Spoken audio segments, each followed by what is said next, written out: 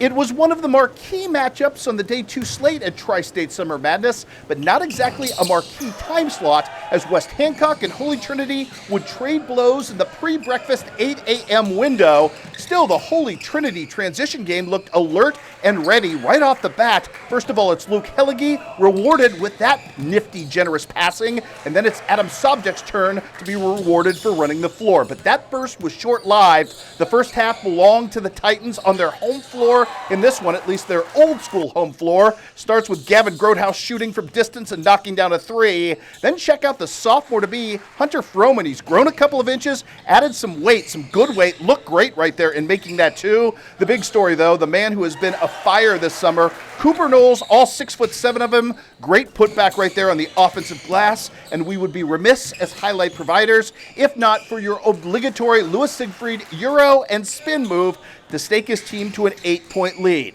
The defense, phenomenal. Cooper, again, showing off his shot-altering ability. Mr. Knowles not done. At one end, the defense. At the other end, the soft touch as he's developed that nicely. And West Hancock was threatening to make a mockery of this thing.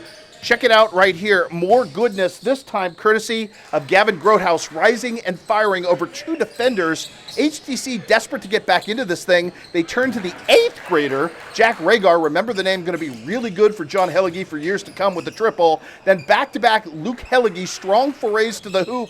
Got some momentum built for HTC. But again, at the end of the first half, this, my friends, is some nifty Louis Siegfried doing what he does, knocking down the long jumper to stake his team to a 12-point first half lead. Second half, more to come in this one. Again, it's Louis Siegfried, the float game working considerably for him.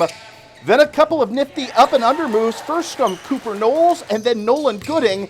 As West Hancock wins 63-48, they run the table undefeated in pool play and look every bit the hype preseason. Meanwhile, a little later in the morning, Quincy Notre Dame taking on Canton of Illinois.